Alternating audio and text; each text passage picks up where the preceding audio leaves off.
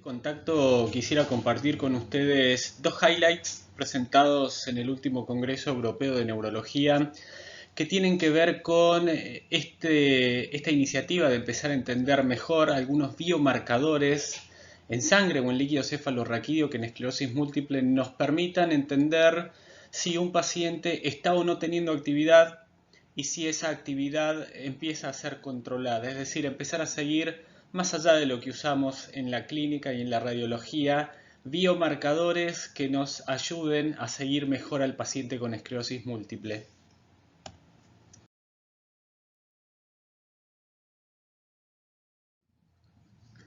Básicamente voy a tocar estos dos highlights. Uno fueron los biomarcadores inflamatorios en el estudio BOE y el otro tiene que ver con el uso de neurofilamentos en pacientes con esclerosis múltiple que estaban en tratamiento con ocrelizumab. Para ambos highlights tengo la autorización para poder comentarlos y me pareció interesante poder compartirlos con la comunidad en este contexto de biomarcadores en esclerosis múltiple. Respecto al estudio BOE, el estudio BOE fue un estudio observacional abierto, hecho en un grupo de centros específicamente destinados a evaluar la identificación de biomarcadores inflamatorios en el líquido cefalorraquídeo en pacientes con esclerosis múltiple primaria progresiva y con fenotipos a recaídas. En ese estudio lo que se hizo fue incorporar pacientes que estuviesen recibiendo ocrelizumab y tuviesen el fenotipo primario progresivo o fenotipo con recaídas. Sobre esos pacientes se hizo una punción lumbar al comienzo del estudio y después se fueron haciendo en algún grupo de pacientes otras punciones lumbares en distintos estadios, pero sobre todo lo que se hizo fue hacer una evaluación de los hallazgos en el líquido cefalorraquídeo al comienzo y en la semana 52 de seguimiento. Y de esa forma intentar establecer cómo se comportaban específicamente biomarcadores como fue CD19, CD3 y CCL13 respecto a su comportamiento al comienzo del estudio, al comienzo del tratamiento con ocrelizumab y 52 semanas después. En la tabla que está hacia la derecha de la presentación se ve la distribución de los pacientes con fenotipos recaídas y primarias progresivas, 100 pacientes con fenotipos a recaída, 31 pacientes con formas primarias progresivas y los marcadores que se identificaron en el líquido cefalorraquídeo al comienzo del estudio y en la semana 52. Y en esta serie de gráficos se representan los hallazgos más importantes. El primer recuadro hacia la izquierda y arriba lo que se ve son los niveles de neurofilamentos en pacientes con fenotipos a recaídas y en primaria progresiva al comienzo del estudio, en líquido cefalorraquídeo, y en la semana 52. Fíjense cómo se produce un descenso significativo de los niveles de neurofilamentos, tanto en las formas a recaídas como en las formas primarias progresivas. Hoy entendemos que los neurofilamentos de cadenas livianas constituyen un biomarcador del fenómeno neurodegenerativo y acá lo que estamos viendo es su descenso significativo después de 52 semanas en el líquido cefalorraquídeo en comparación no solo en las formas a recaídas sino también en formas primarias progresivas. Algo similar respecto al comportamiento de CD3, componente inflamatorio en el líquido cefalorraquídeo al comienzo y en la semana 52. Fíjense cómo desciende significativamente, tanto en las formas a recaídas como en las formas primarias progresivas. Algo similar para CD19, el precursor de la célula plasmática, CD20 célula plasmática, productora de autoanticuerpos. Fíjense cómo desciende significativamente desde el comienzo a la semana 52, tanto en las formas a recaídas como en las formas primarias progresivas. Y algo similar para CXL13, una quimoquina atractora de CD19 dentro del sistema nervioso central. Fíjense cómo desciende sus niveles significativamente desde el comienzo a la semana 52 en los pacientes en tratamientos con ocrelizumab. A modo de resumen, este estudio lo que nos mostró el estudio BOE es cómo pacientes en tratamiento generan un descenso de estos biomarcadores inflamatorios y degenerativos en el líquido cefalorraquídeo desde que ingresan hasta su seguimiento 52 semanas después, a través de, por supuesto, una identificación que en la práctica clínica es muy poco probable que hagamos, el seguimiento a través de punción lumbar, pero sí en este estudio nos permite entender un poco mejor la dinámica de estos biomarcadores inflamatorios y cómo van disminuyendo, así como los neurodegenerativos, en la medida de que el paciente está en tratamiento y está controlado.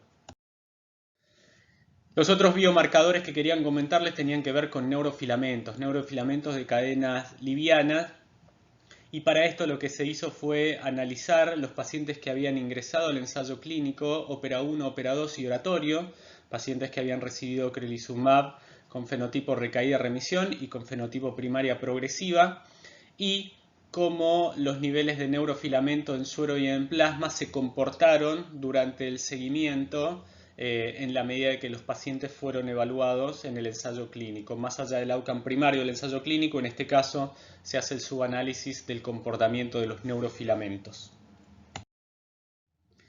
Esta es la distribución de los grupos, los pacientes que provienen de ópera 1 y ópera 2, fenotipo recaída-remisión, los pacientes que ingresan del estudio oratorio, formas primarias progresivas, tanto la totalidad de la población como la totalidad de los pacientes que fueron analizados como la intención a tratar, en la rama ocrelizumab y en la rama interferón beta 1A a altas dosis, para los fenotipos recaídas versus placebo en la forma primaria progresiva. Y el marcador que se evaluó tuvo que ver con los niveles de neurofilamentos de cadenas livianas desde el comienzo del estudio durante el seguimiento a los 2 años.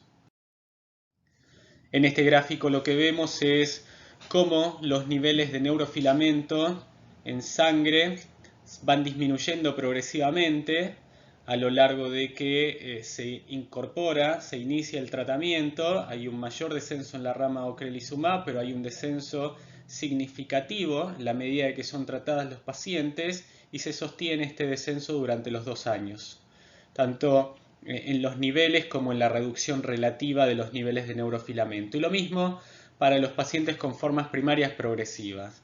Hay un descenso progresivo en la rama de tratamiento, que es un descenso significativo tanto en valores absolutos como en valores relativos respecto a, en este caso, el comparador en la rama placebo.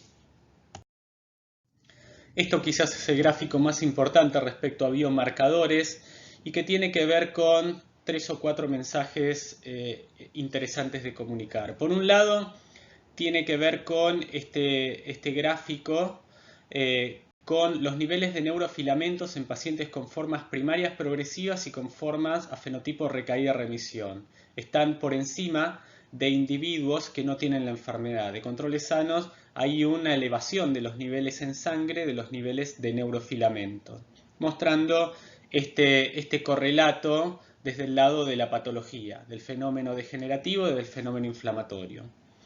En pacientes con formas fenotipos recaída, en la medida que está activa la enfermedad, de que tienen recaída su actividad en la resonancia, los niveles se elevan respecto a la forma primaria progresiva. O sea que en el contexto de la actividad, los niveles de neurofilamentos se elevan por encima, en este caso, de la forma primaria progresiva sin actividad. O sea que la actividad se asocia con un incremento de los niveles de neurofilamento en sangre. Fuera de la actividad, fuera de la presencia de recaídas o lesiones focales en la resonancia, los niveles de neurofilamentos, tanto en pacientes con formas primarias progresivas como formas recaída-remisión, no difieren significativamente. Y esto es algo que nos ayuda a entender este componente inflamatorio desde el comienzo de la enfermedad y también este componente degenerativo que lo encontramos no solo en instancias avanzadas de la enfermedad, sino desde el comienzo. Y fuera de la actividad focal no difiere esta traducción, este proxy de biomarcador de lo que encontramos en formas primarias progresivas, de lo que encontramos también en las formas a recaída-remisión. Este es el dato más importante desde el lado de biomarcadores que quería compartir con ustedes, que tiene que ver en este caso cómo los niveles de neurofilamento nos permiten seguir al paciente. En este caso lo que vemos es que los tratamientos reducen progresivamente los niveles de neurofilamentos, tanto en pacientes con formas primarias progresivas como en fenotipos a recaída-remisión. y cómo los niveles de neurofilamentos se elevan y permanecen altos en pacientes en los cuales seguimos viendo actividad o persiste la actividad. Y por otro lado, cómo estos niveles de neurofilamentos están elevados en pacientes no solamente en formas progresivas, sino también en fenotipo recaída-remisión, mostrando este componente degenerativo desde el comienzo de la enfermedad y la importancia de evaluarlo y controlarlo durante el seguimiento para tener más precisión respecto al manejo de los pacientes. Estos son los dos highlights recientemente comunicados, en este caso que se desprenden del seguimiento de pacientes en tratamientos con ocrelizumab, tanto del estudio BOE como los pacientes que ingresaron al ensayo clínico, que contribuyen a incrementar nuestro conocimiento respecto a biomarcadores.